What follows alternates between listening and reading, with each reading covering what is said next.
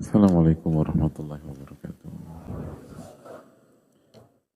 Bismillahirrahmanirrahim. Alhamdulillahi rabbil alamin. Wa bihi nasta'in ala umuri dunya wad din wassalatu wassalamu ala asyrafil anbiya wal mursalin wa ala alihi wa sahbihi ajma'in wa ba'd. Allahumma inna nas'aluka ilman nafi'a wa na'udzubika min ilmin la yanfa'. Allahumma 'allimna ma yanfa'una wanfa'na bima 'allamtana. اللهم انصرنا والمسلمين المظلومين في فلسطين وفي كل مكان.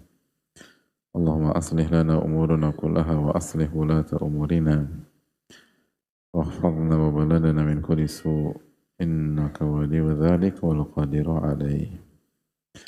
Alhamdulillah, kita panjatkan puji dan syukur kita kepada Allah Subhanahu wa taala atas nikmat yang Allah berikan dan limpahkan kepada kita. Sebagaimana salawat dan salam semoga tercurah kepada Rasulullah SAW beserta para keluarga, para sahabat dan orang-orang yang istiqomah berjalan di bawah naungan sunnah beliau sampai hari kiamat kelak.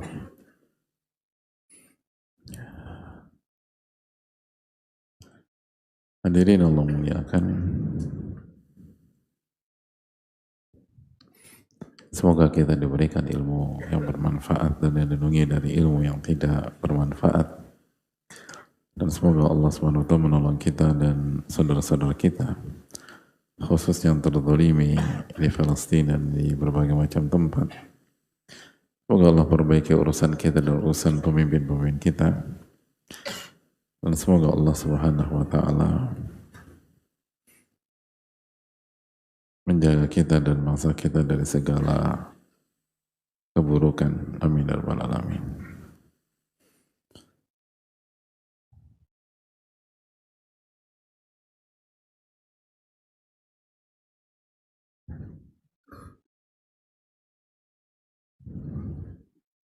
Hadirin Allah muliakan, kembali kita bersama majelis yang semoga Allah berkahi, dan sekali lagi urgensi kita mempelajari kitab ini adalah yang pertama mengikuti metodologi para ulama dalam mengkaji ilmu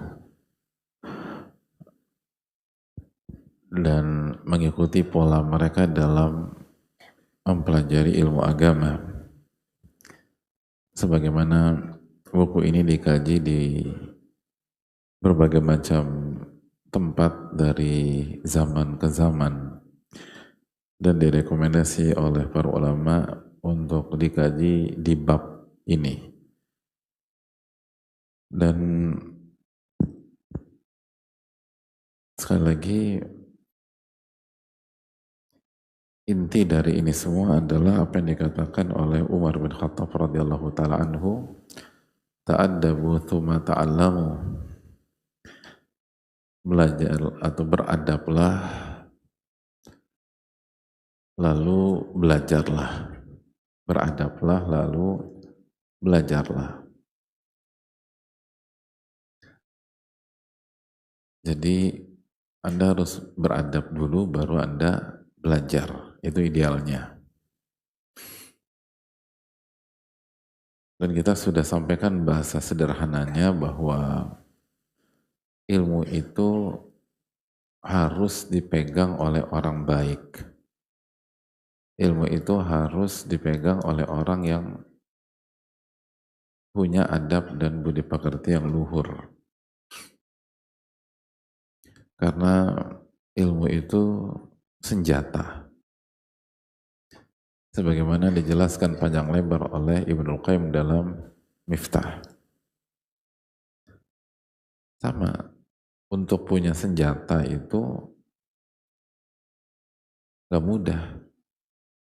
Harus latihan nembak dulu dan harus punya surat-surat. Dan untuk punya surat-surat itu harus dicek. Di antara yang dicek apa? Kesehatan jiwa gitu loh. Orang baik atau buruk. Karena kalau orangnya error, ya dia kan nembak sembarangan, hadirin. Nah ini hal yang perlu kita camkan. Makanya kenapa para ulama mengatakan al-adab qoblal ilm, adab dulu sebelum ilmu. Dahulu mereka belajar adab sebelum ilmu. Itu semuanya memberikan pesan kepada kita bahwa ilmu itu harus dipegang oleh orang baik. Baru dampaknya itu besar. Jadi ini yang harus kita camkan. Sebenarnya ini bukan hanya ilmu agama aja hadirin. Semua ilmu gitu. Tapi lihat bagaimana dengan indahnya ilmu agama diset seperti itu dari zaman Nabi Shallallahu Alaihi Wasallam dan menjadi sebuah kaidah yang baku, yang paten.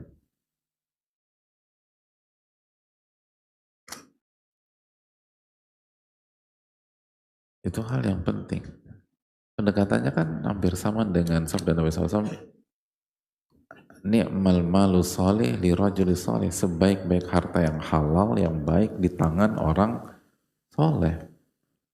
Karena begitu harta di tangan orang fasik, berantakan semua hadirin. Dia akan gunakan untuk hal-hal yang maksiat, bahkan memuluskan kemaksiatan. Jadi kalau harta itu di tangan orang soleh, dia akan gunakan untuk ketaatan dan memuluskan ketaatan-ketaatan yang lain. Jadi itu poin.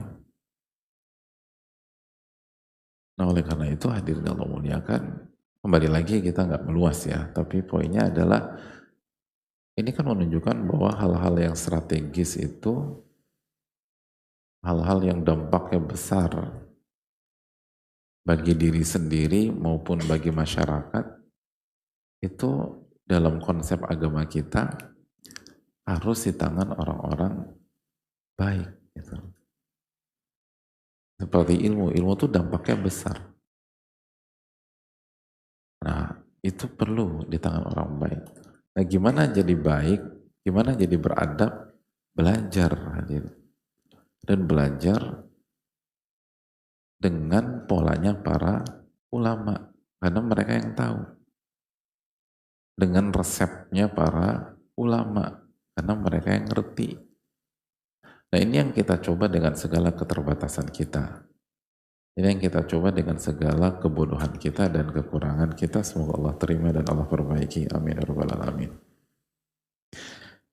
Hadirin Allah muliakan,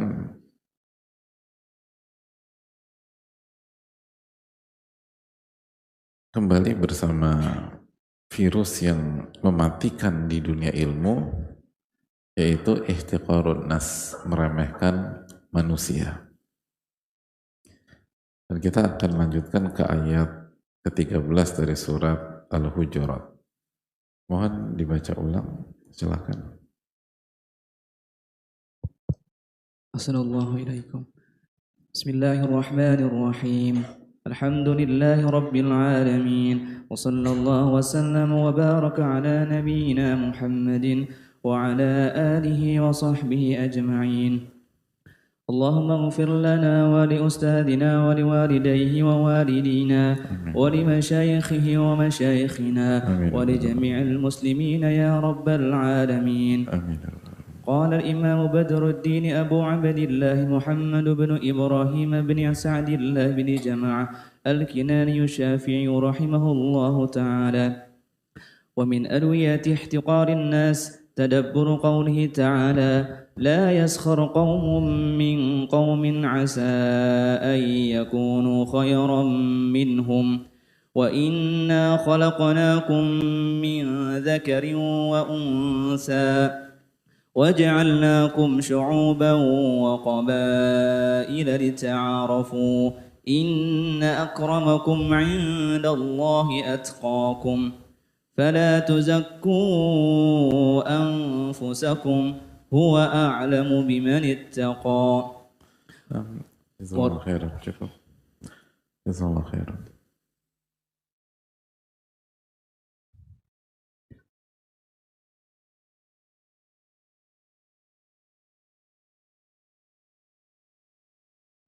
Bismillah, alhamdulillah, wassalatu wassalamu ala. Setelah menulis rahimahullahu ta'ala membawakan surat Al-Hujurat ayat 11, beliau membawakan ayat kedua yaitu surat Al-Hujurat ayat 13. Surat Al-Hujurat ayat 13. Allah subhanahu wa ta'ala berfirman, Inna khalaqnakum min dzakarin wa untha wa ja'alnakum syu'uban wa qabaila lita'arafu. Inna akramakum indallahi atqakum. Sesungguhnya Allah berfirman, sesungguhnya yang artinya kami menciptakan kalian min dzakarin wa untha, dari laki-laki dan perempuan, dari Adam dan Hawa. Wa ja'alnakum syu'uban wa qabaila, dan kami jadikan kalian berbangsa-bangsa dan bersuku-suku. Jadi semua bangsa di dunia dan semua suku di dunia itu berasal dari Nabi Adam dan Hawa. Lita'arafu, agar kalian saling mengenal satu dengan yang lain. Agar kalian saling mengenal satu dengan yang lain. Dan kalau kalian sudah saling mengenal, dijelaskan dalam tafsir ayat ini, maka akan melahirkan banyak hal-hal positif. Nah itu, tanasur, saling tolong menolong, dari tanasur, ta'awun, tawaruth, lalu kalau cocok nikah gitu, kalau udah ditakdir seterusnya, lalu dengan ada pernikahan, adanya anak, lalu saling mewariskan, lalu menunaikan hak keluarga dan lain-lain. Nah ini penting hadir, makanya salah satu PR kita misalnya ikut kajian nih, kita udah saling mengenal satu lain dengan lain atau belum nih hadirin? Siapa yang udah kenal 99% jamaah yang hadir di sini? Ada 99%? Aduh, repot ya. Kalau 98% ada? Akhwat udah saling mengenal belum?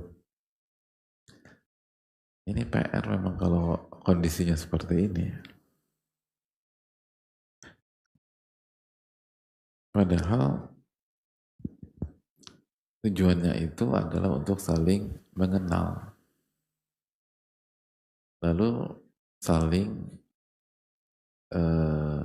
habis saling mengenal melahirkan banyak hal-hal positif lainnya, makanya penting saling kenal tuh.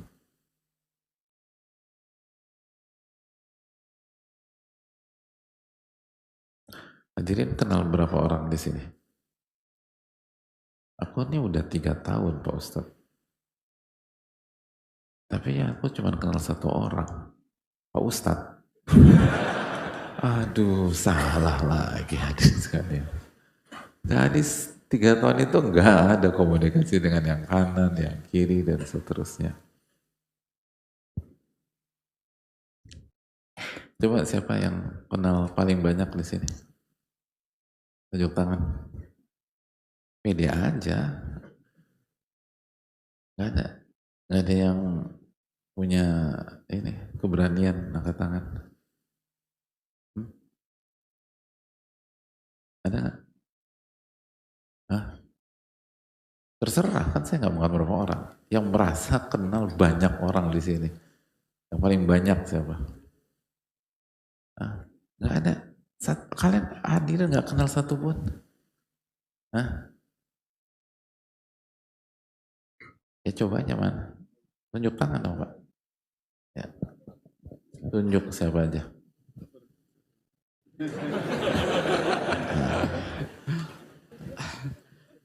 Pak Fadli, kemudian Pak Firman, Pak Firman, kemudian Mas Febri, Mas Wendy, Mas Asep, kemudian Mas Andika di belakang.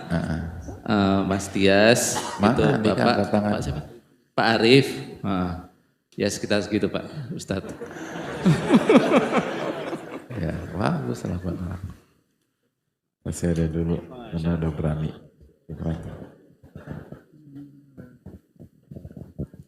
Yang merasa lebih dari beliau siapa? 8 tuh paling banyak di sini. 9 ada nggak yang kenal 9? Hah? Nggak ada 9 orang. 9 nggak ada. Semua penuh mentok 8. 10 nggak ada juga. Ada nggak? Akhwat. Siapa yang kenal banyak akhwat? Akhwat nggak disuruh teriak-teriak, suruh jawab, ambil mic, sebutin berapa yang dikenal, sebutin namanya. Akhwat ditanya apa, dikerjain apa. Assalamualaikum Ustadz. Waalaikumsalam warahmatullahi. Langsung disebutin namanya aja Ustadz ya? Ya kenal berapa orang dulu, kalau 201 kan masa kita dengerin dia sebutin 201 orang. Kenal berapa orang? Lebih dari 10 Ustadz. Iya berapa? Range-nya mungkin 15 sampai 20. Oke, berapa? Mbak pedagang bukan sih? Bukan. Ya udah sebutin. Nah, nama siapa nama? Karona, Nadia, Novi 2. Novi 2. Enggak apa itu. Novi 2. Terus Novi 3 sampai 15. Astagfirullah. Jadi enak ngafalinnya. Karena semua temannya namanya Novi. Novi 3, terus Novi 2, terus Terus Kak Fira, Kak Ica, Kak Manda, Kak Dewi, Kak Ila, Kak Erna, Kak Rini, Anissa, Syifa, Dila, Salma, Kak Fatma, Kak Putri, siapa lagi? Masih banyak sih Ustadz. oh wah. Oh iya, Kak Nia, Kak Wulan, Kak Mirna, terus Kak Anissa. Ini beda lagi Anissa, jadi Anissa ada 2.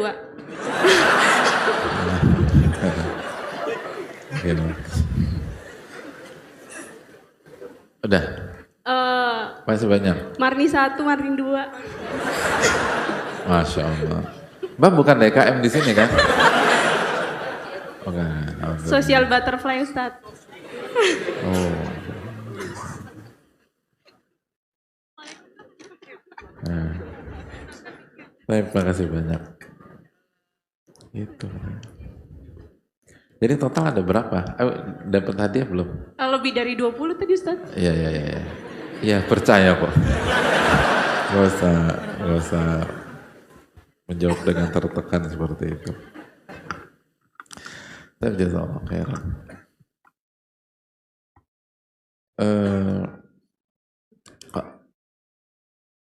Kalau gitu saya kasih tantangan ya. Selama 1 bulan insya Allah ke depan, siapa yang bisa kenal 30 orang di sini? 30 orang. Nah. Mentok-mentok bawa 29 keluarganya ke sini. 30 orang ya, cukup ya. Yang bisa 30 orang, angkat tangan, nanti insya Allah dapat hadiah.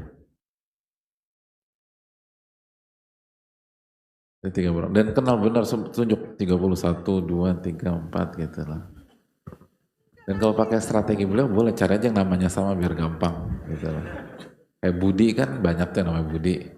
Budi 1, Budi 2, Budi 3, Budi 4, Budi 5, Budi 6, nah gitu. Ini penting karena li ta'arufu ini. Nah kan kita baca ayatnya, masa cuman selewat tok, terus jadi angin lalu, nggak bisa nih. Ini karena ada ayat berbeda-beda gitu.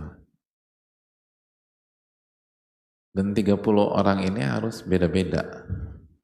Ya masa sama kan? Maksudnya gini, bukan teman satu komplek yang datang semuanya ke sini, bukan gitu loh. Kan syu'uban wa qabaila, berbangsa-bangsa dan bersuku-suku gitu loh. Jadi berkomplek-komplek. Jadi jangan, karena kan sebagian jamaah itu kan ada kan, misalnya tinggal satu komplek atau satu wilayah yang kecil, datangnya bareng-bareng gitu ada. Atau ada sekolah di mana terus bareng-bareng. Enggak. Ini harus 30 itu jangan satu sumber. 1 bulan cukup. 1 bulan berarti 4, insya Allah 4 kajian plus hari-hari lain kalau bisa dimaksimalkan. Gitu. Jelas ya, 30 orang.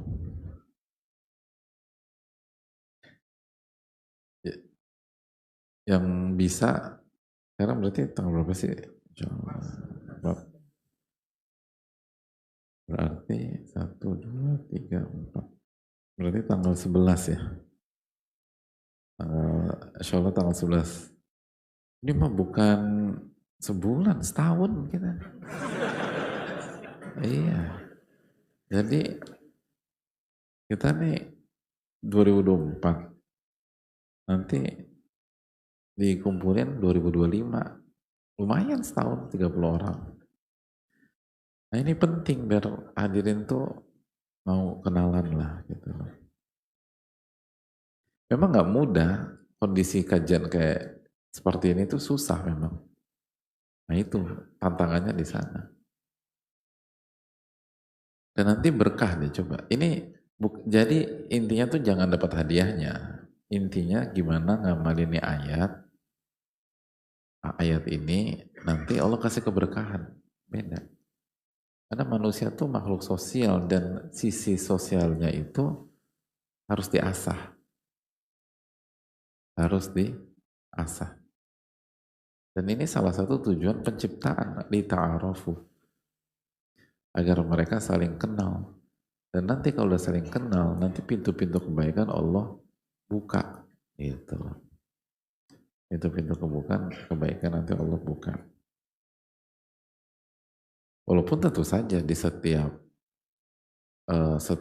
ekosistem atau di setiap lingkungan pasti ada oknum, pasti ada orang-orang yang nggak bertanggung jawab dan seterusnya. Itu di semua lingkungan pasti ada itu. Tapi hal besarnya adalah kita saling mengenal dan agar banyak pintu kebaikan yang terbuka untuk kita. Itu poinnya, karena susah loh, susah. Kondisi kajian kayak gini tuh seringkali susah untuk kita menjalankan hal ini. Beda kalau misalnya skup kecil gitu loh. Itu berapa kali kajian udah saling kenal. Tapi kalau kondisi kayak gini butuh upaya tambahan. Dan semoga Allah memberikan taufik kepada kita. Amin ya rabbal alamin. Kita lanjutkan, inna akramakum indallahi atqakum. Sesungguhnya yang paling mulia di sisi kalian adalah yang paling bertakwa. Yang paling bertakwa.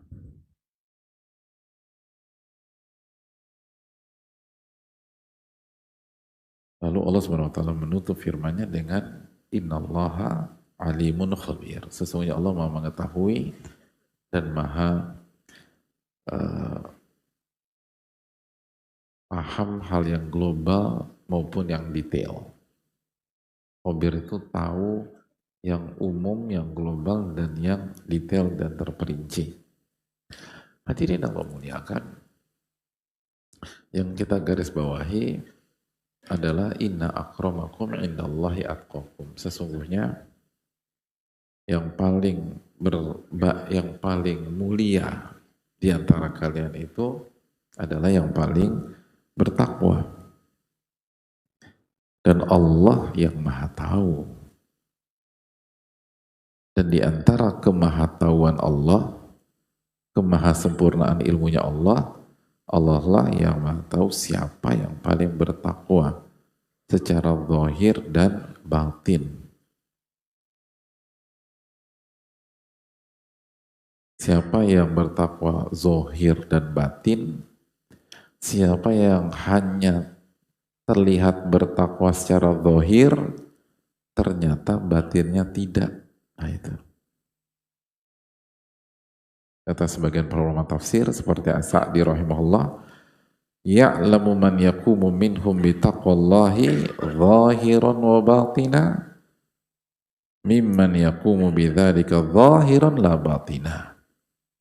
Allah yang maha berilmu, alimun khabir, ialah yang mengetahui siapa orang-orang yang benar-benar mewujudkan ketakwaan secara zahir dan secara batin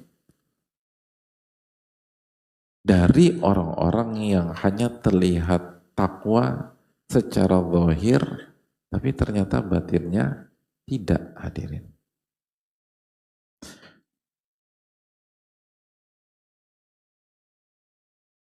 Itu boy. Nah, kalau Allah yang Maha mengetahui, maka salah satu kesimpulannya, apa hak kita merendahkan orang lain? Nah itu. Apa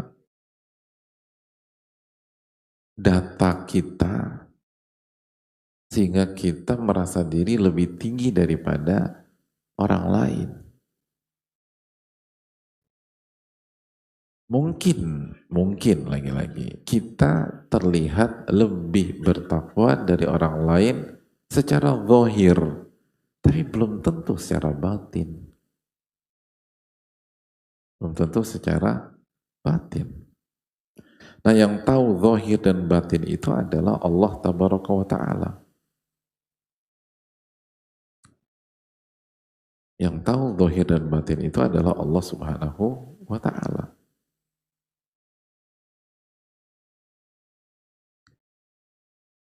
Makanya hadirin sekalian, dalam surat An-Najm ayat 32 Allah berfirman, "Fala tuzakku anfusakum huwa a'lamu bimanittaqa." Maka janganlah kalian menganggap diri kalian suci, karena Allah yang lebih tahu siapa yang bertakwa kepada Allah secara zahir dan batin. Jangan merekomendasi diri kalian sendiri. Jangan anggap diri kalian suci. Allah yang Maha Tahu.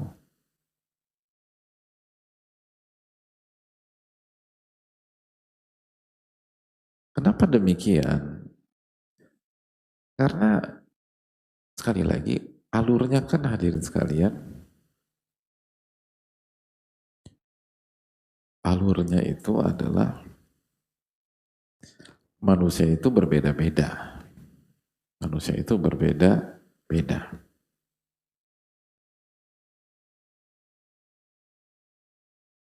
Dan dari perbedaan-perbedaan itulah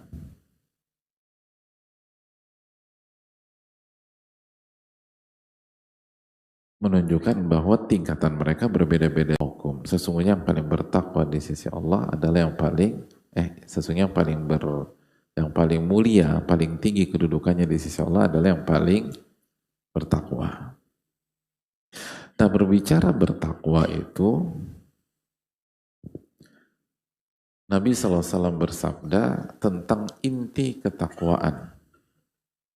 Kata Nabi SAW, at-taqwa hahuna, at-taqwa hahuna, at-taqwa hahuna. wa yushiru ila sadri thalatha marrat.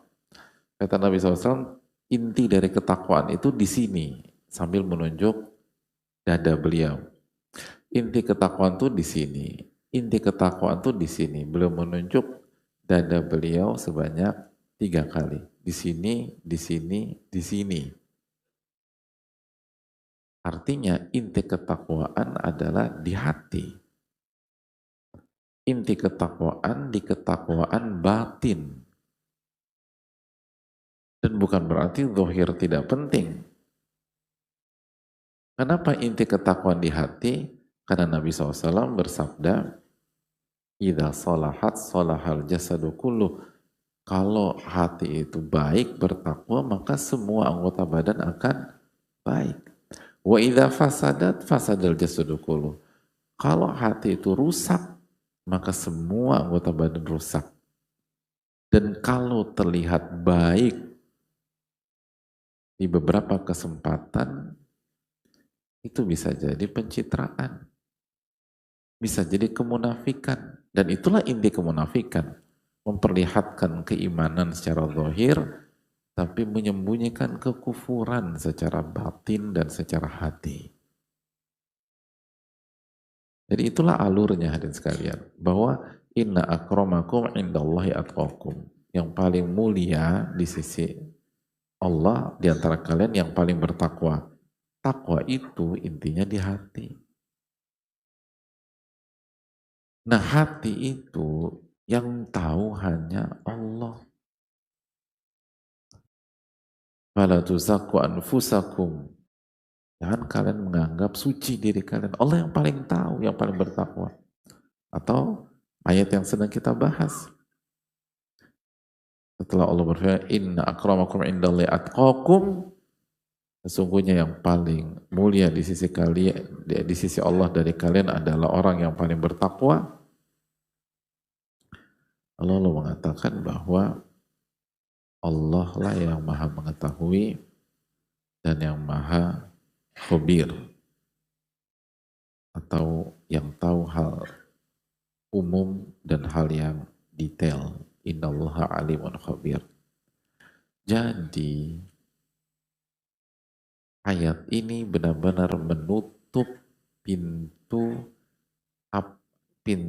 meremehkan orang apapun alasannya. Apapun alasannya, nggak bisa.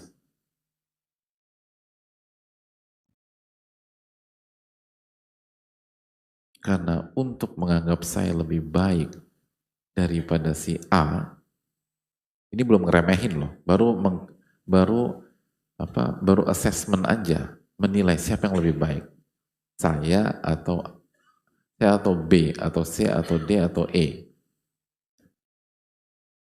Baru setelah itu kan ada 2 opsi, mau menghormati atau mau meremehkan.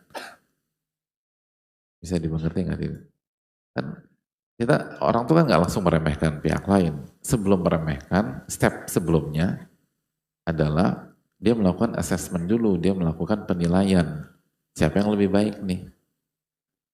Nah, untuk sampai di titik ini saja, mengklaim lebih baik, kita tidak punya datanya, itu maksudnya.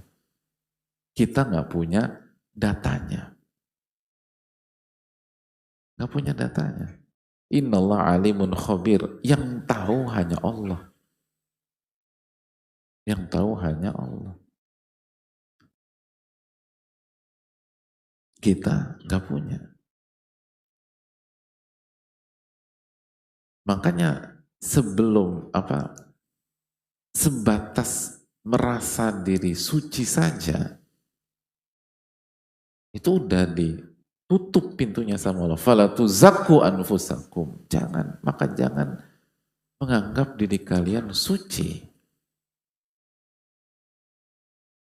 Allah yang lebih tahu siapa yang bertakwa. Wa a'lamu bimani taqwa. Allah yang lebih tahu siapa yang bertakwa. Dan menganggap diri suci itu belum tentu meremehkan orang loh. Bisa jadi ada orang menganggap dirinya suci dan menganggap diri orang lain suci juga. Gitu loh. Sejajar kita nih. Dia nggak ngeremehin. Itu aja pintu ditutup sama Allah. Gak boleh. Fala tuzaku anfusakum. Dan itulah ayat ketiga yang dibahas. Fala tuzaku anfusakum. Janganlah kalian meremehkan, janganlah kalian menganggap diri kalian itu suci.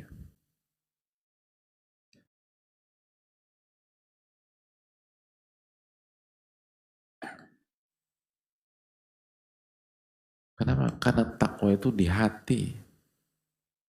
Dan Allah yang mengetahui secara pasti.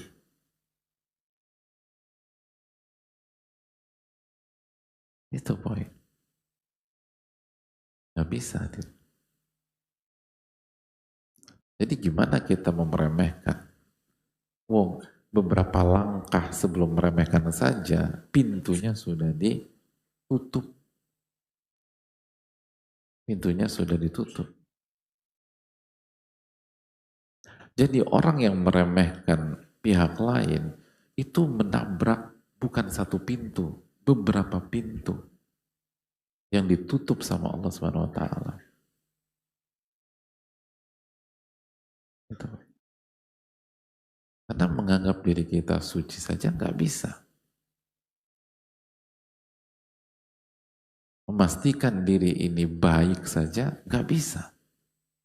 Fala tuzakku anfusakum.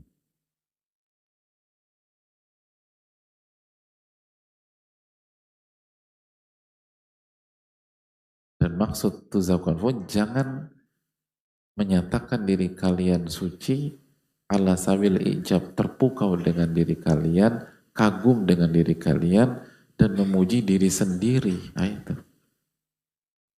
Memuji diri sendiri. Ala wajib tamadduh. Nggak boleh muji diri sendiri.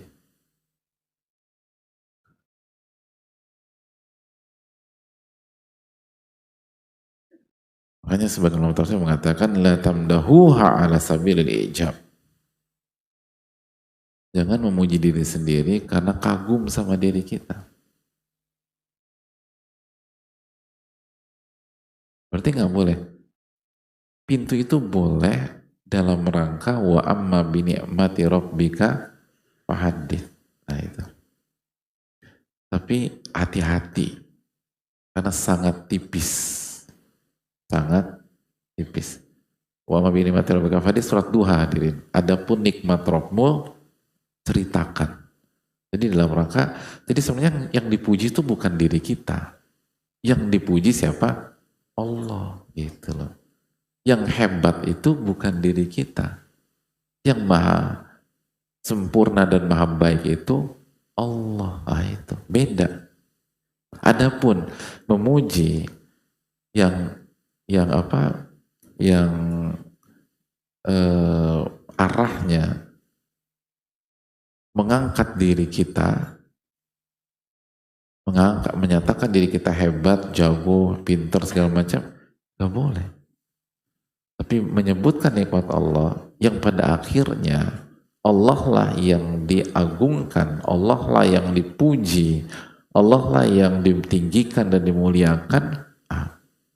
Wa amma bi ni'mati rabbika fahaddits. Itu. Jadi hadirin Allah muliakan, ini yang harus kita sadari. Dan sekali lagi, ulama mendidik umat dengan konsep ini sebelum umat belajar ilmu bab demi babnya. Nah, itu. Karena sekali lagi, ta'addabu tsumma ta'allamu. Beradablah sebelum kalian belajar. Dan buku ini kan dikaji sebelum membahas buku-buku yang lain. Jadi ketika seseorang masuk ke pembahasan ilmu secara utuh, itu mentalnya udah mental merendah, hadirin. Makanya dididik dari awal. Sehingga ketika mereka mendapatkan hal-hal yang bisa melambungkan hati mereka sehingga membuat mereka besar kepala, mereka tidak tergoda. Kenapa? Karena sudah dididik sama guru-guru mereka dari awal. Gak boleh ngeremehin orang, gak boleh rendahin orang, gak boleh menganggap diri ini suci. Yang paling mulia itu yang paling bertakwa. Takwa itu ada di hati. Dari mana Anda bisa memastikan hati Anda? Kalau Anda gak bisa memastikan hati Anda, bagaimana Anda vonis hati orang lain? Dan itu ditanamkan dari dini, dari awal.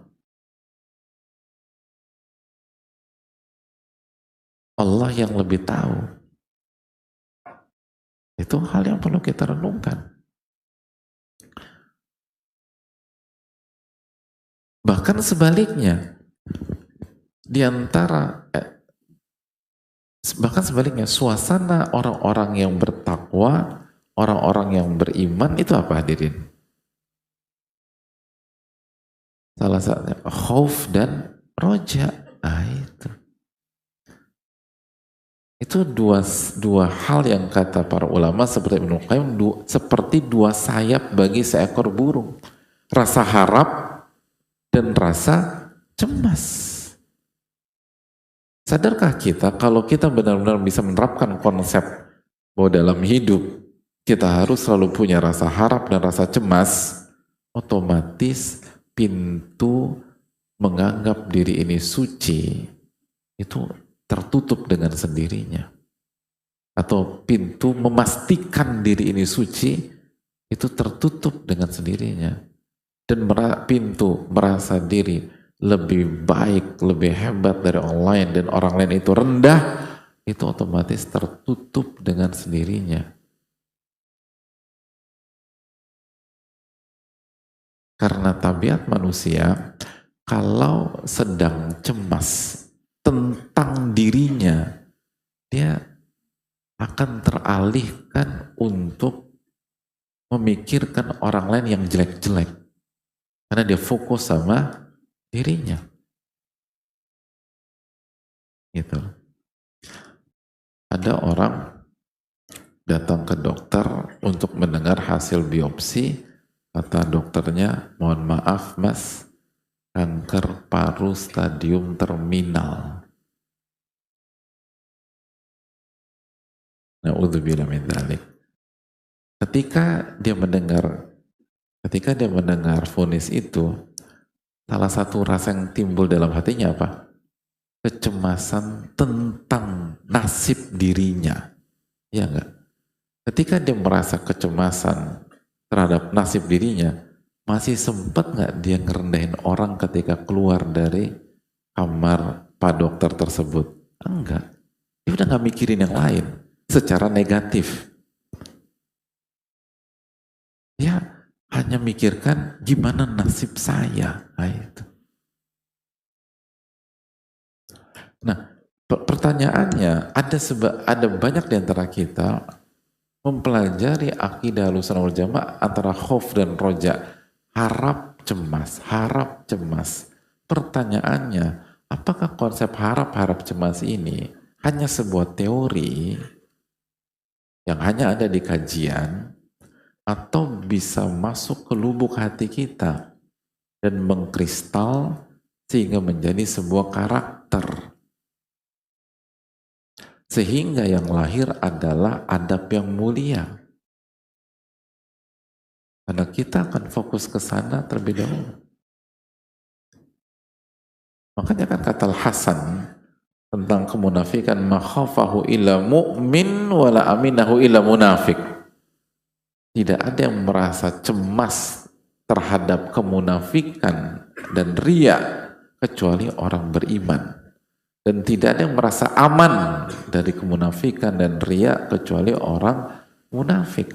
Jadi ciri-ciri orang beriman adalah khawatir dirinya munafik. Dan ciri-ciri orang munafik aman dan tidak khawatir dirinya munafik. Gitu. Jadi orang yang merasa munafik, nggak mungkin lah, masa muka kayak gue munafik. Itu ciri-ciri orang munafik justru kata para ulama. Dan sebaliknya, apabila kita kayaknya aku munafik deh, itu ciri-ciri orang beriman. Makanya kan ketika Hanzalah mengatakan Hanzalah telah munafik, justru disitulah dalam memahami hadis itu secara utuh ya, disitulah keimanan yang terpancar. Lalu ketika Abu Bakar juga merasa demikian, disitulah Abu Bakar menunjukkan kelasnya. Jadi makanya para ulama ketika membaca, dalam beberapa riwayat para ulama ketika membaca pertanyaan sepertinya saya sudah jadi orang munafik deh, atau saya merasa saya sudah melakukan kemunafikan dan seterusnya, ulama mengatakan insya Allah Anda bukan orang munafik. Loh, kok bisa tahu? Bukan memastikan, tapi ciri-cirinya. Orang munafik tidak akan bertanya dengan gaya bahasa seperti itu. Orang munafik itu ngangkat diri, merasa diri suci, nggak pernah bersalah dan seterusnya. Adapun orang-orang beriman itu tidak. Orang beriman itu merasa diri rendah. Tapi bukan rendah diri, bukan minder, nggak minder orang beriman itu, nggak minder. Kerendahannya itu positif. Nah ini yang harus kita tanamkan hadirin sekalian. Gak ada alasan kita meremehkan orang, karena untuk meremehkan atau merendahkan atau menganggap orang lebih rendah daripada kita, kita butuh data dan data itu tidak ada. Karena data itu adalah kualitas hati kita dan hati orang tersebut. Siapa yang bisa punya data itu?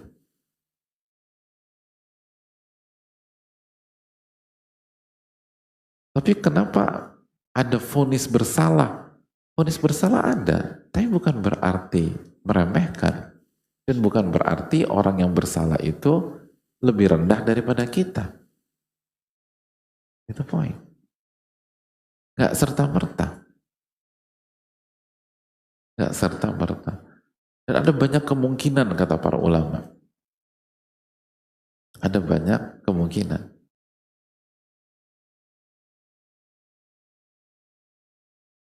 Ada banyak kemungkinan. Di antaranya, kata sebagian ulama,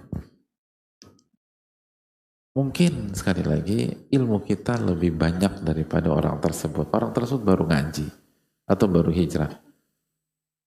Tapi siapa yang bisa memastikan, atau bukan siapa ya, tapi apakah yang ilmunya lebih banyak ketika berbicara tentang presentase pengamalan tetap unggul dibanding yang lain? Bisa jadi ilmu kita lebih banyak, tapi secara pengamalan terhadap ilmu kita jauh di bawah. Bisa jadi saudara kita baru ngaji beberapa tahun lalu, tapi begitu dapat ilmu diamalkan, dapat ilmu diamalkan, dapat ilmu diamalkan. Jadi bisa jadi dia lebih baik daripada kita. Bukan dari sisi ilmu secara maklumat, tapi secara ilmu nafi. Karena ilmu nafi adalah menggabungkan antara ilmu dan amal. Bisa jadi ilmu kita lebih banyak dan pengamalan kita lebih banyak.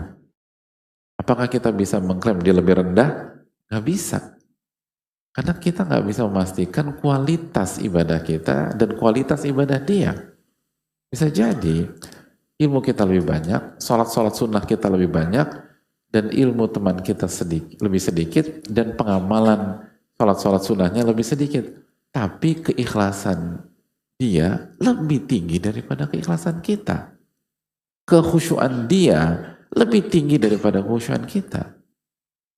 Amalan hatinya lebih baik daripada amalan kita.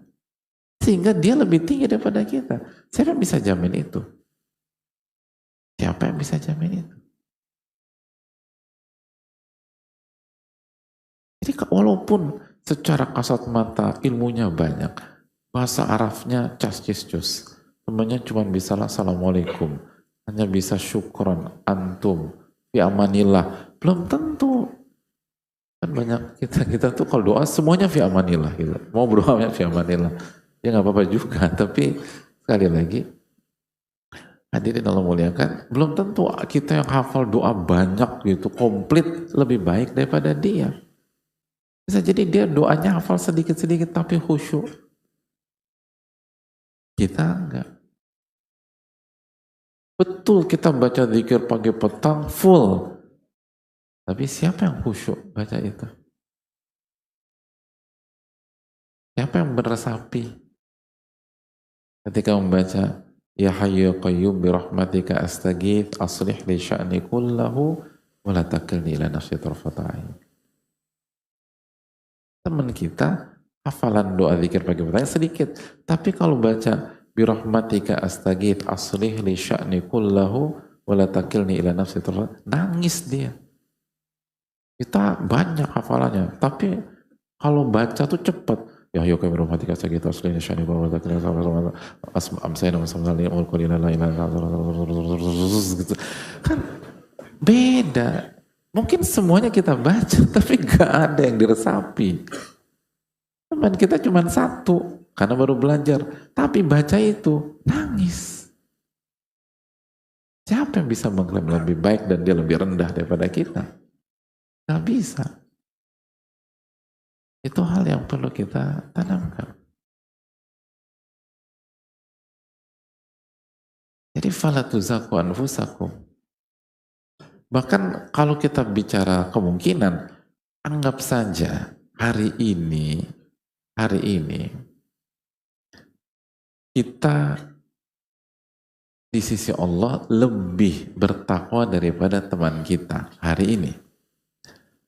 Tapi siapa yang jamin begitu wafat kita lebih bertakwa daripada dia? Anggap saja. Oke, hari ini kita paling bertakwa lah. Gitu. Jadi walaupun kita ketika kita udah sampaikan beberapa kemungkinan, tetap aja nih orang ngebantah. Tapi nggak bisa gitu ya akhi gitu. Saya kan udah gini. Oke, anggap aja Anda lebih bertakwa daripada orang tersebut. Tapi kan itu hari ini. Esok kan siapa yang jamin? Lusa siapa yang jamin? Dan seterusnya. Jangan pernah meremehkan. Atau bahkan jangan meremehkan. Mengklaim lebih baik aja susah. Itu hal yang perlu kita camkan. Sebagian ulama membandingkan antara dua nama besar yang sama-sama spesial, sama-sama luar biasa, tapi jelas yang satu lebih tinggi kedudukannya dibanding yang lain. Di antara ulama memberikan contoh antara Umar bin Khattab dan Bilal bin Rabah. Kalau kita lihat, hadirin Allah muliakan, dua-duanya ahli takwa jelas, sahabat Nabi SAW. Saya ingin tanya, mana yang lebih dulu masuk Islam, Bilal atau Umar bin Khattab radhiyallahu anhu? Bilal bin Rabah. Berarti ketika Bilal sudah beriman dan bertakwa di saat di hari-hari pertama beliau masuk Islam, Umar itu radhiyallahu pada saat-saat itu masih dalam kondisi apa? Kafir. Jelas Bilal di atas. Lalu setelah itu Umar masuk Islam. Tapi pertanyaannya, ketika Bilal wafat dengan husnul khotimah dan Umar bin Khattab wafat dengan husnul khotimah radhiyallahu ta'ala anhuma, pada saat mereka mencapai garis finish kehidupan mereka, siapa yang lebih bertakwa? Bilal atau Umar? Umar jelas, Umar ranking 2. Hanya kalah secara kualitas dari Abu Bakar As-Siddiq. Itu. Jadi bisa jadi hari ini kita udah ngaji nih hadirin, dan teman kita masih gak jelas gitu loh. Masih pergi ke sana, ke situ dan seterusnya. Kita malam minggu baca qala Allah dan qala Rasul, dia mungkin masih mabuk, masih segala macam. Tapi hari ini tahun depan peta bisa berubah. Tahun depan bisa berubah. Dan ketika wafat, bisa jadi orang itu jauh lebih takwa daripada kita. Jadi siapa yang bisa jamin? Gak bisa.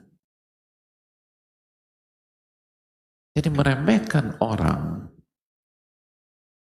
itu adalah sebuah hal yang tidak bisa dilakukan.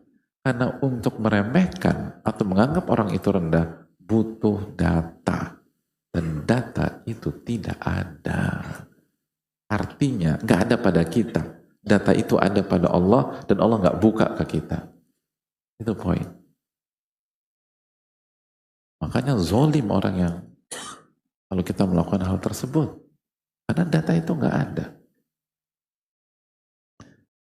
Dan yang terjadi bisa jadi kita meremehkan dan merendahkan orang yang sejatinya di atas kita. Di atas kita. Dan itulah makna surat Al-Hujurat ayat 11. La yaskhar qaumun min qaumin asa ayyakunu khairan minhum. Janganlah sebagian kaum meremehkan, merendahkan sebagian yang lain. Karena bisa jadi objek tersebut lebih baik daripada subjek yang meremehkan.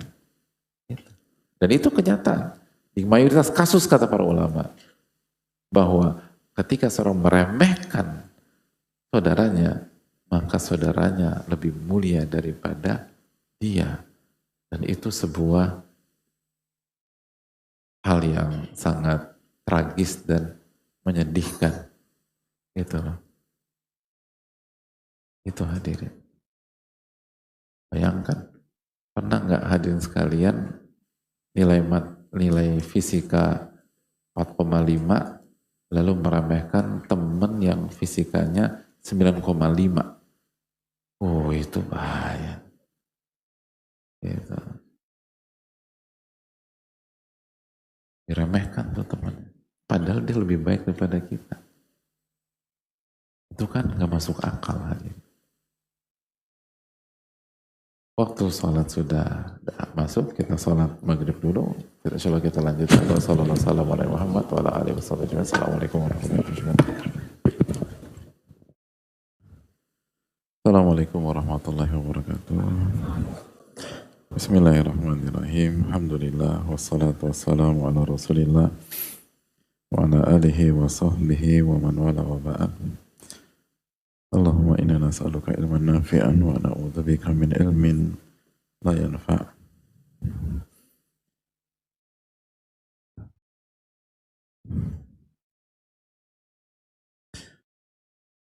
Hadirin Allah muliakan. Bismillahirrahmanirrahim. Sekali lagi ayat ini dibawakan oleh ulama kita untuk menunjukkan bahwa semua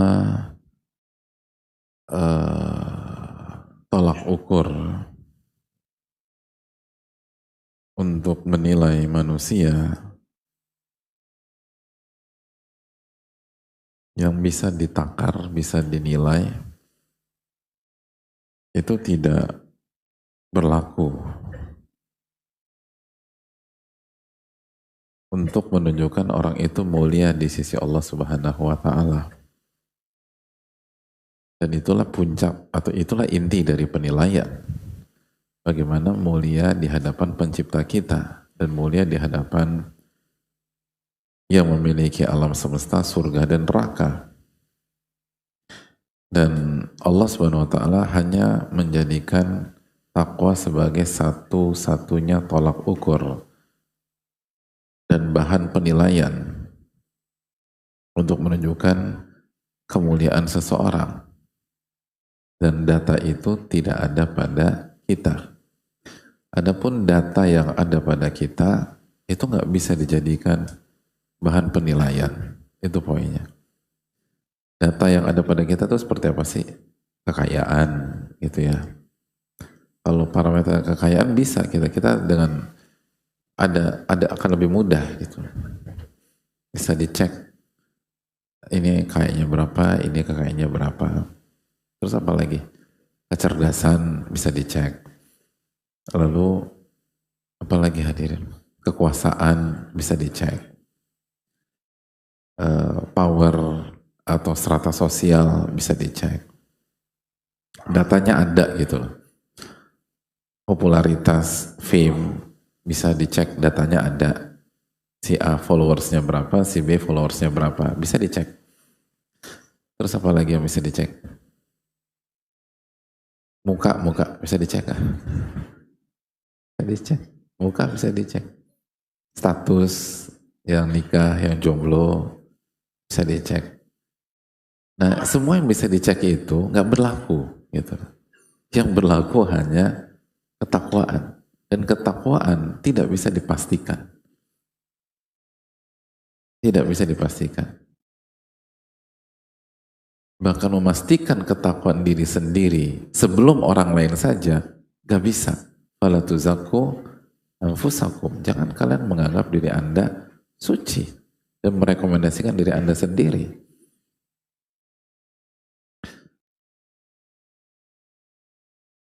Bahkan kita tahu bagaimana ciri-ciri orang beriman adalah setelah beramal soleh, khawatir amalnya tidak diterima oleh Allah Subhanahu wa Ta'ala. Jadi setelah orang beriman itu beramal soleh, justru yang hadir adalah rasa khawatir. Walladzina yu'tuna ma ata wa qulubuhum wajilah. Dalam surat apa? Al-Mu'minat berapa? Ayat berapa? Loh, kok menunduk? Ayat minum, ayat lupa. Betul. Ayat Mu'min ayat 60. Ya, giliran benar habis hadiahnya. Gak lucu banget kan? Kayaknya gak ada dalam perhelatan manapun yang benar hadiahnya habis. Gak ada kok. Ada. Jazakallahu khair. Al-Mu'min 60 walladzina yu'tuna ma atau, dan orang-orang yang setelah melakukan amal soleh, hati mereka takut. Kenapa? Karena mereka yakin kembali kepada Allah Subhanahu wa Ta'ala. Dan kita tahu bagaimana Nabi SAW mentafsirkan ayat ini di hadapan istrinya Aisyah radhiyallahu ta'ala anha. Ketika Aisyah berpikir bahwa ayat ini atau Allah dalam ayat ini Subhanahu wa Ta'ala sedang membahas orang-orang yang bermaksiat lalu takut. Lalu Nabi SAW mengatakan, la ya binta Siddiq, bukan orang-orang yang bermaksiat wahai anaknya Abu Bakar As-Siddiq, tapi mereka adalah orang-orang yang sholat, orang puasa, orang-orang yang beribadah. Lalu setelah selesai beribadah, wa yakhafuna alla yataqabbala minhum, mereka takut amal mereka tidak diterima. Lalu bagaimana mereka memastikan kesolehan pribadi? Sedangkan salah satu sifat orang bertakwa setelah mengerjakan amal soleh, takut. Dan walaupun bukan hanya takut, tapi ada unsur takut. Karena kita tahu bahwa unsur takut ini akan bertemu dengan unsur harap dan akan bersinergi dengan unsur cinta. Dan itulah 3 rukun ibadah yang dijelaskan para ulama. Oleh karena itu, sekali lagi, semua tolak ukur ahli dunia itu nggak berlaku. Semua tolak ukur yang ada datanya, kekayaan, ketampanan, kecantikan, fisik, lalu popularitas, lalu wawasan, kecerdasan, kejeniusan, hafalan, power, tidak menjadi patokan di sisi Allah. Yang menjadi patokan di sisi Allah adalah ketakwaan. Dan disitulah inti dari kondisinya. Sehingga tidak bisa dipastikan. Makanya masih ingat ketika seorang wanita dirajam karena mengakui perbuatan zinanya. Lalu ketika salah satu sahabat terkena darah wanita tersebut, lalu mencela wanita itu, Nabi SAW membela. Bayangkan, wanita ini dibela sama Nabi SAW. Padahal habis melakukan dosa besar, zina. Na'udzubillah min dzalik. Lalu apa kata Nabi SAW? Jangan celah wanita ini. Fattabat. Wanita ini telah bertaubat. La wuzzi'at ala sab'ina min ahlil Madinah la wasi'athum. Kalau taubatnya dibagi-bagikan ke 70 orang Madinah, ke 70 sahabat yang tinggal di Madinah, maka akan mengcover 70 tersebut. Allahu Akbar. Bayangkan taubat wanita yang beberapa waktu yang lalu duduk di kursi pesakitan, melakukan dosa besar, dosa yang sangat besar, hadirin sekalian. Tapi begitu bertobat, itu taubatnya bisa dibagikan ke 70 para sahabat yang soleh-soleh tersebut. Ini fakta. Abdullah ketika minum khamar, dan minum khamar ini bukan sekali loh, minum khamar dihukum sampai pada titik dicela oleh sebagian pihak. Ketika dicela, dibela sama Nabi SAW. Jangan celah Abdullah. Dia mencintai Allah dan Rasulnya, Ini menunjukkan, artinya kalau sebagian pihak di masa Nabi SAW bisa salah mencela orang, apalagi kita. Dan ini kan menunjukkan, belum tentu orang yang secara clear melakukan maksiat, dia tidak punya unsur ketakwaan. Bukan berarti orang yang jelas-jelas depan mata kita melakukan perbuatan dosa besar, dia tidak punya cinta kepada Allah dan Rasulnya. Ini kan pelajaran besar bagi kita. Bagaimana Nabi SAW membela. Ketika Hatib melakukan kesalahan fatal, membocorkan perjalanan Nabi SAW ke kota Mekah, itu Umar bin Khattab langsung bertindak dan mengatakan, ya Rasulullah izinkan saya mengeksekusi. Kata Nabi SAW, tidak ya Umar. Karena beliau Hatib ahli Badar, beliau ikut perang Badar. Dan bagi ahli Badar, Allah telah memberikan sebuah statement, ya malu ma syi'tum faqad ghafartu lakum. Lakukan apa saja yang kalian inginkan, terserah. Karena dosa-dosa kalian telah aku maafkan, kata Allah. Allahu Akbar. Itu kesalahan fatal loh. Itu membocorkan rahasia. Yang kalau the worst case skenario-nya, kalau itu rahasia bocor, itu nyawa Rasulullah SAW. Itu tindakan yang menyerupai pengkhianatan. Walaupun Hatib nggak ada maksud ke arah sana, tapi perbuatannya mirip dengan perbuatan yang dilakukan oleh orang-orang yang melakukan pengkhianatan. Makanya Umar langsung bereaksi, oh ini nggak benar. Tapi Nabi SAW membela. Dan membelanya Nabi SAW bukan kesian atau ini. Lihat 3 kasus yang tadi kita bawakan. Nabi SAW membela bukan hanya karena masalah iba. Kita suka membela orang yang ini kesian, dia kan udah ini. Tidak. Tapi 3 kasus di atas. Ketika Nabi SAW membela mereka, itu Nabi SAW membela karena punya ketakwaan di dalam hati. Punya iman, bahkan punya cinta kepada Allah SWT. Tidak ada satupun orang munafik yang ikut perang Badar, nggak ada. Semua orang beriman, semua orang bertakwa. Ahlul Badar orang bertakwa. Ini pelajaran bagi kita. Ini angle bagi kita untuk hati-hati dalam masalah ini. Jadi sekali lagi itu contoh-contoh di dalam sejarah Nabi kita SAW yang menunjukkan bahwa orang yang benar-benar di depan mata kita melakukan perbuatan yang keliru, salah, berdosa, bahkan dosa besar, bisa jadi orang ini punya iman yang menyelamatkan dia dari azab Allah SWT dan yang membuat posisi dia pun kuat. Bayangkan itu tobat kalau dibagikan ke 70 orang Madinah tercover 70. Sedangkan satu tobat saja susahnya minta ampun. Kata Ibnu Qayyim dalam Madarij Salikin, betapa mudahnya taubat dengan lisan dan betapa sulitnya taubat dengan hati dan sejati. Itu kata Ibnu Qayyim. Kalau cuma astagfirullah gampang kata Ibnu Qayyim. Tapi tobat-tobat sejati itu susahnya minta ampun. Dan wanita berzina, ini berzina beliau radhiyallahu anhu. Itu bukan hanya berhasil melakukan pencapaian tobat, tapi tobat di level 70 sahabat Nabi radhiyallahu taala anhum. Ini kan sebuah hal yang hendaknya kita renungkan. Ini memberikan kita sebuah kedewasaan dalam menilai dan kebijaksanaan dalam berpikir, dan bagaimana kita harus menilai sesuatu 360 derajat, 360 degrees, karena sekali lagi ini bukan hanya dari satu angle atau dua angle. Anda harus melihat keseluruhannya. Dan manusia unik, hadir sekalian. Ini menunjukkan manusia tuh nggak bisa di apa, nggak bisa pakai lawazim. Kalau ini maka itu, kalau ini maka itu, belum tentu juga. Kompleks. Dan di dalam diri kita ada peperangan antara hak dan batil. Ada unsur ketakwaan dan unsur kemaksiatan, dan itulah akidah Ahlussunnah wal Jamaah.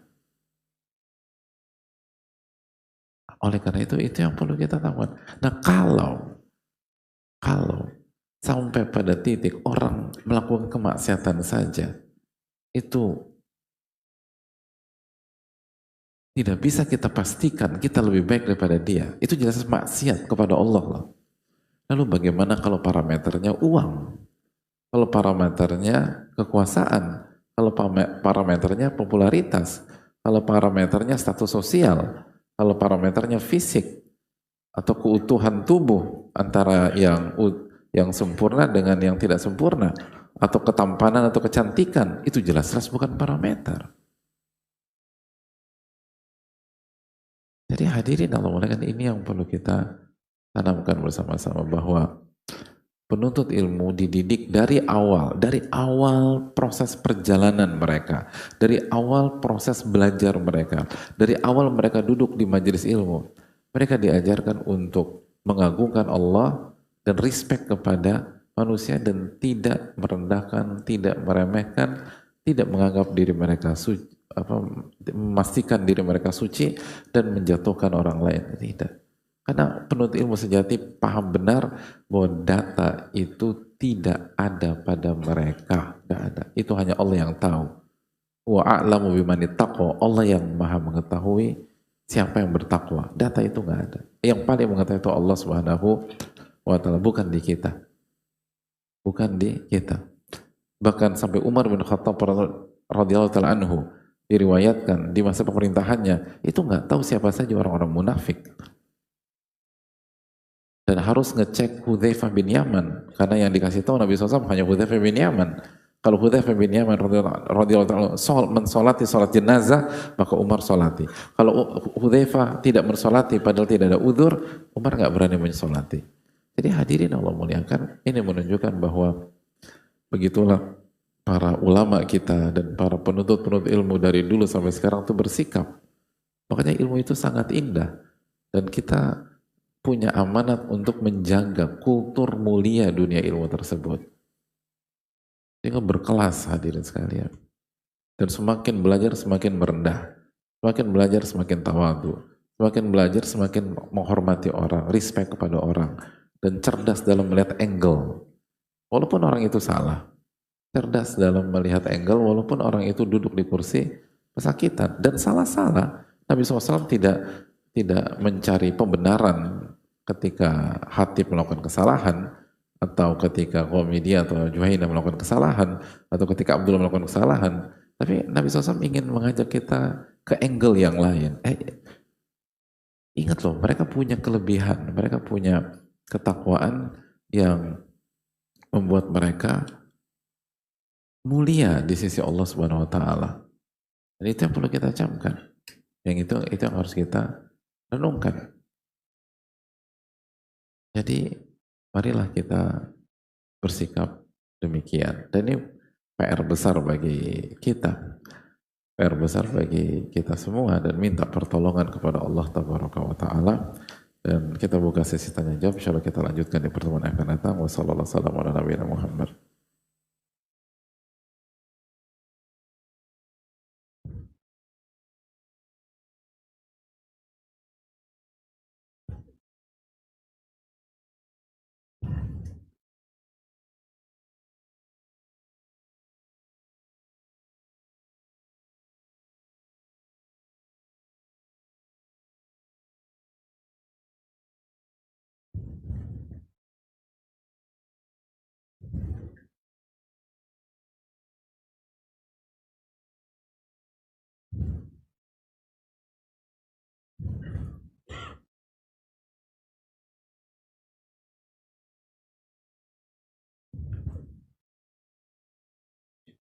Assalamualaikum warahmatullahi wabarakatuh. Waalaikumsalam warahmatullahi wabarakatuh.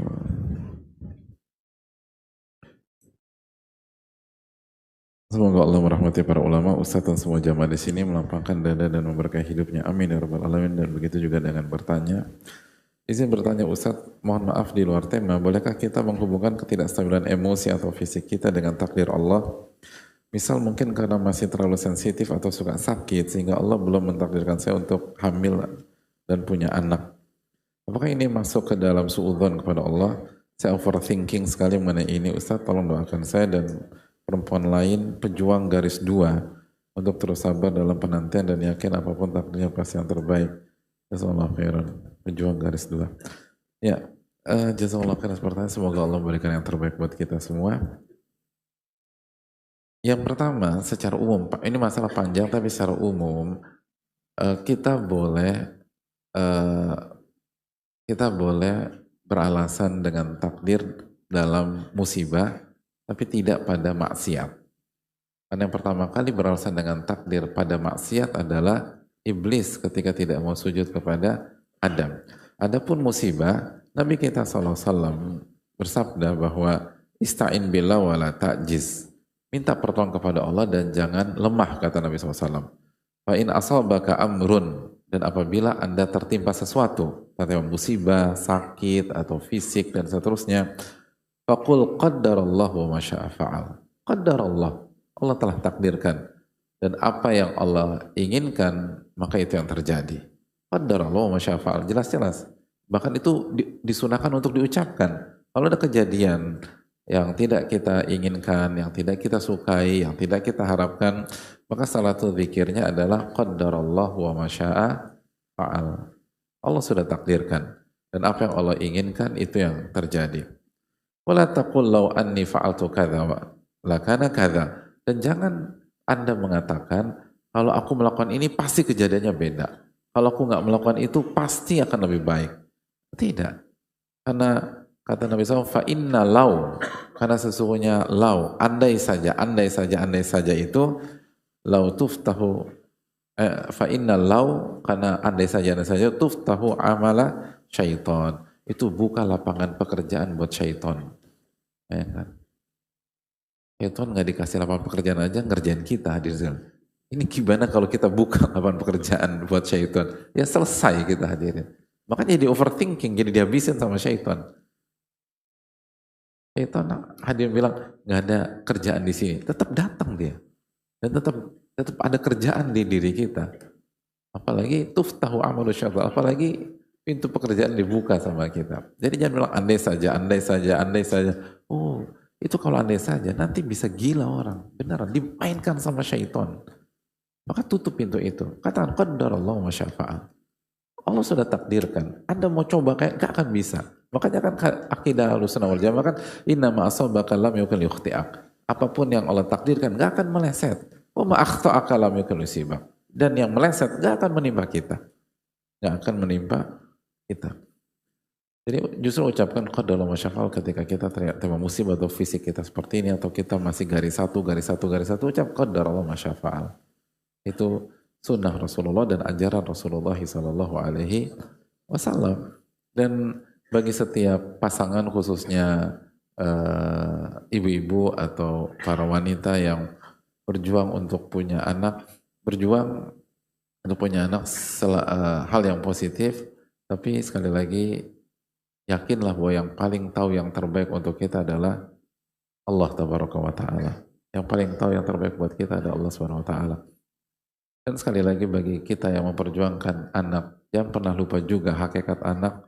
Selain anak adalah kenikmatan, anak adalah anugerah, tapi di waktu yang sama anak adalah amanat dan anak adalah ujian. Innama amwalukum wa auladukum fitnah. Sesungguhnya harta dan anak-anak adalah ujian, dan ujian anak gak mudah. Jadi Allah yang maha tahu apa yang terbaik buat kita. Jangan terlalu berkecil hati. Dan sebagian wanita-wanita terbaik nggak punya anak. Aisyah radhiyallahu anha nggak punya anak. Aisyah radhiyallahu anha itu kurang spesial apa beliau? Kurang hebat apa? Kurang bertakwa apa? Kurang banyak apa amalannya?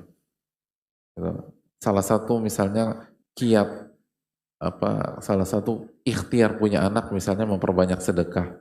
Kurang banyak apa Aisyah bersedekah? Kurang banyak apa?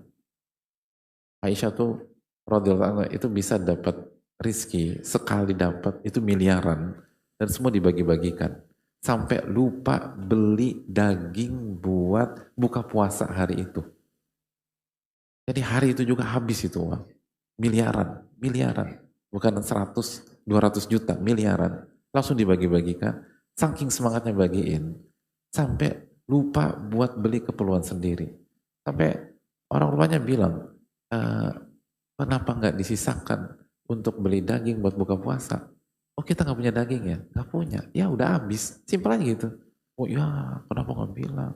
Sedih. Nggak bilang gitu. Biasa aja. Artinya kurang wali apa Aisyah radhiyallahu anha. Tapi tetap nggak punya anak. Makanya ini juga nggak bisa dipastikan. Ini pasti karena kurang sedekah, kurang qiyamul. Aisyah kurang qiyamul apa? Gitu. Aisyah kurang maksimal apa? Radhiyallahu ta'ala ahli ibadah dan jago. Dan beliau jago kedokteran loh. Dan nggak punya anak. Beliau jago dalam dunia kedokteran. Salah satu yang terbaik di zaman sahabat, di era Nabi SAW dalam masa kedokteran itu Aisyah radhiyallahu ta'ala. Tapi nggak punya anak. Jadi ini memberikan pelajaran kepada kita. Jangan berkecil hati dan kita nggak pernah tahu mana yang terbaik untuk kita. Allah Ta'ala. Dan bagi yang belum punya anak harus berpikir plan B selain beriman dan meyakini bahwa ini takdir Allah Subhanahu Wa Ta'ala. Jangan pasif, dan tidak pasif itu bukan hanya sebatas ikhtiar dan program silahkan, tapi cari yang halal. Tapi di sisi lain cari plan yang berikut, cari plan B. Dan di antara plan B adalah anak ilmu. Anak ilmu itu penting. Karena kita tahu bahwa orang tua itu ada dua, orang tua jasad dan orang tua ruh. Orang tua jasad adalah atau orang tua kandung, orang tua sedarah dan seterusnya. Dan orang tua ruh adalah dunia ilmu. Lihat bagaimana Imam Nawawi rahimahullah. Lihat bagaimana Syekhul Islam rahimahullah. Tak punya anak. Secara darah daging, tapi punya jutaan anak ilmu yang sampai sekarang masih mendoakan mereka. Jutaan anak ilmu yang mendoakan Imam Nawawi rahimahullah, mendoakan Syekhul Islam rahimahullah, dan memperjuangkan dan nggak terima kalau sosok-sosok itu dijelek-jelekan orang. Gitu. Dibela, dihormati, dimuliakan, didoakan, karya legasinya dijaga. Ada banyak anak itu ngancurin legasi orang tuanya. Orang tuanya udah bangun legasi capek-capek, perusahaan dibangkrutkan oleh siapa? Anak-anaknya. Tapi lihat nama-nama besar itu. Anak-anaknya setia sampai hari ini, setia, berabad-abad setia. Luar biasa. Kalau kita tanya sama kita siapa di antara kita yang bisa menilai sesetia apa kita sama buyut kita? Tapi sebelum itu, tahu nama buyut kita nggak? Ya nama buyut saya nggak tahu, apalagi itu tadi. Gimana tahu values-nya, prinsipnya, terus konsepnya? Nggak tahu kita. Kita nggak tahu nih kita setia apa nggak sama kakek-kakek kita di atas. Tapi nama-nama besar di dunia ilmu itu sampai detik ini jutaan anak-anak ilmu dan keturunan ilmu mereka setia dengan konsep mereka. Itu yang harus kita pikirkan. Itu yang harus kita pikirkan. Oh berarti saya harus jadi ulama? Enggak juga gitu loh. Ya kalau bisa bagus, tapi kayaknya nggak ada harapan ya. Saya bicara tentang diri saya ya. Jadi ulama tuh berat tadi. Artinya yang benar-benar ulama ya syaratnya tuh itu ketatnya minta ampun. Nggak harus tidak harus ke sana, tapi sekali lagi kita harus bangunlah dunia ilmu gitu loh. Masuklah ke dunia ilmu, lalu selami dunia ilmu, lalu nanti pintu akan kebuka. Terlalu panjang kalau kita bicara di sini, namun suatu saat kita bisa nyampaikan. Tapi sekali lagi dunia ilmu sangat sangat menarik gitu loh, untuk dijadikan legacy buat kita kalau kita wafat nanti. Itu hal yang penting dalam masalah ini. Allah telah bisa. Assalamualaikum warahmatullahi wabarakatuh. Waalaikumsalam warahmatullahi wabarakatuh. Izin bertanya Ustadz, bagaimana cara memperingatkan suami untuk tidak melihat hal-hal yang haram tanpa membuatnya marah? Suami ketahuan memfollow banyak perempuan yang tidak menutup aurat. Kebetulan suami saya insya Allah setiap Sabtu selalu rutin datang kajian. Saya sedang hamil 8 bulan, suami bilang tidak cinta dan tidak tertarik lagi karena saya mulai gemuk. Mohon sabar. Tenang, sabar.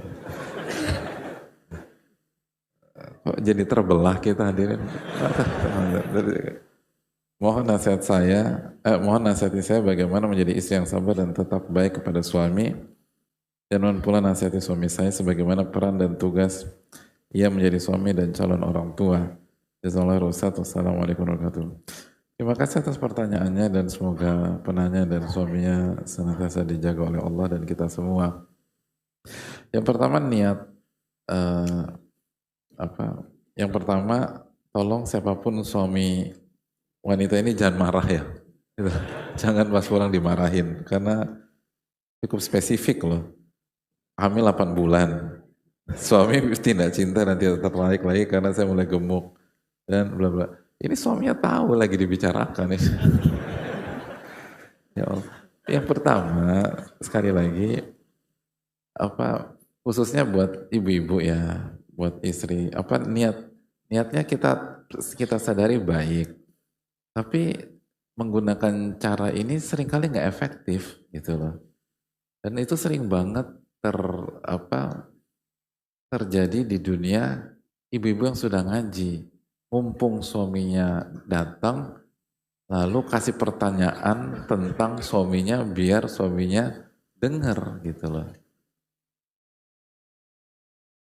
Dan itu saya mau tanya para suami ya, efektif apa enggak? Enggak efektif, ya.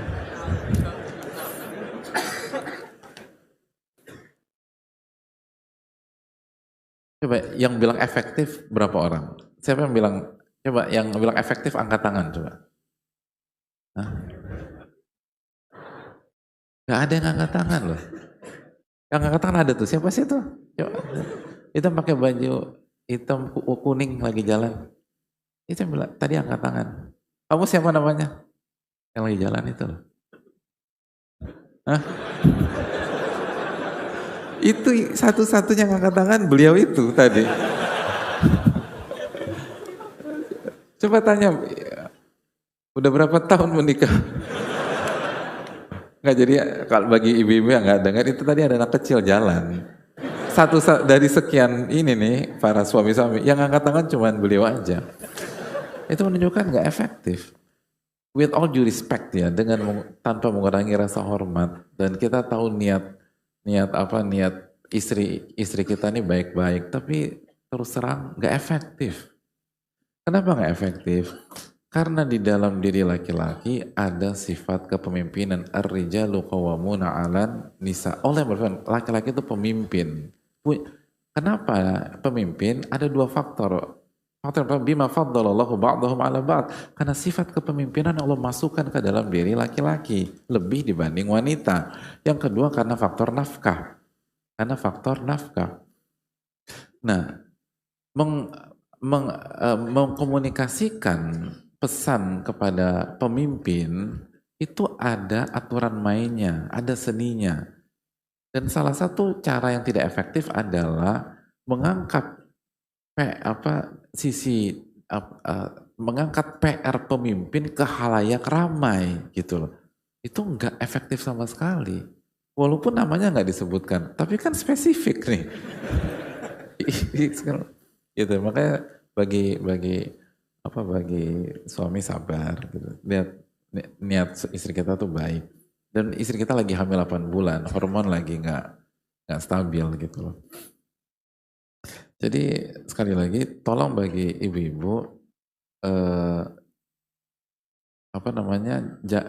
hindari cara-cara semua, karena itu common banget atau sering banget kita lempar pelan di kajian, lalu kirim video pendek buat suami, terus artikel tentang suami dan seterusnya, lalu kata ustadz, lalu suaminya bingung, ini lakinya siapa sih, ustadznya atau saya? Jadi akhirnya, loh laki-laki pola pikirnya begitu nggak? Iya begitu, gitu aja.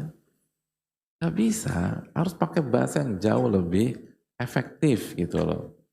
Kamin muridinil khairin lan yusibah. Kata para ulama, betapa banyak orang yang ingin kebaikan gagal mendapatkannya karena caranya salah. Cara itu penting, makanya kan konsep diterimanya amal apa? Ikhlas dan ittiba. Ikhlas dan mengikuti tuntunan Rasulullah SAW. Atau bahasa yang lebih simpel, ikhlas dan benar. Karena kalau caranya salah, nggak efektif. Nggak efektif. Jadi pakai cara yang lebih baik lagi. Terus yang adapun untuk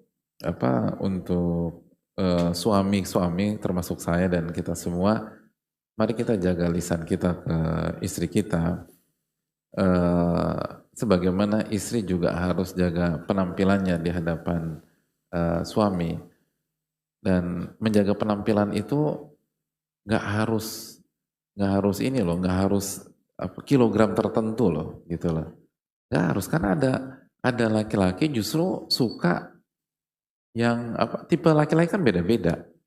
Ada yang sukanya wanita yang kalau pakai baju size XS misalnya. Tapi ada yang suka dengan wanita kalau pakai baju size-nya XL gitu loh. Ngerti gak sih? Loh enggak, saya lagi cari kosakata yang paling halus gitu loh. Kayaknya size bisa mewakili, benar gak sih? Kalau belum bisa saya mohon maaf ya, saya nggak jago bicara. Tapi intinya gitulah. Ada yang pokoknya kalau pakai baju size-nya S tuh pokoknya itu tuntutan suaminya itu. Tapi ada suami yang enggak. Saya tahu ada salah satu teman dekat itu, beliau wanti-wanti istrinya tuh untuk tetap size bajunya tuh XL. Dia nggak mau turun ke L apalagi ke M. Dia nggak suka gitu loh.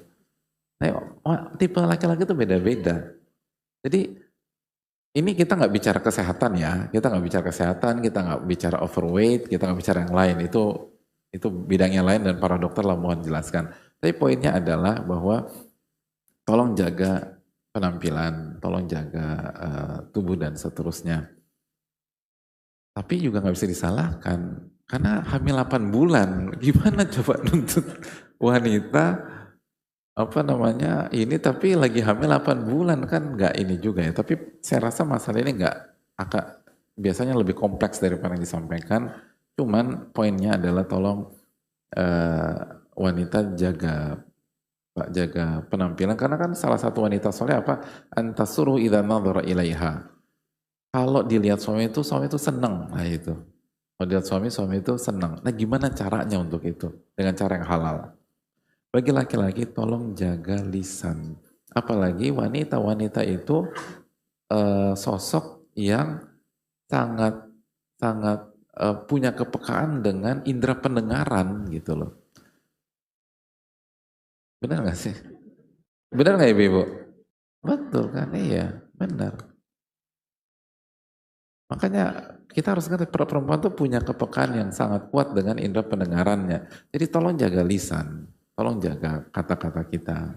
Dan sekali lagi, bahkan Nabi SAW membolehkan untuk tidak menyampaikan fakta kok dalam masalah ini gitu loh. Kata Nabi SAW, bohongnya suami ke istri untuk menambah rasa cinta. Untuk menambah rasa cinta. Bukan bohongnya suami ke istri main belakang ya, bukan. Tapi bohongnya suami ke istri untuk menambah rasa cinta. Seperti itu tadi, dari hari ke hari kamu tuh semakin cantik aja gitu. Semakin awet muda aja. Itu disampaikan ketika istrinya usia 97 tahun.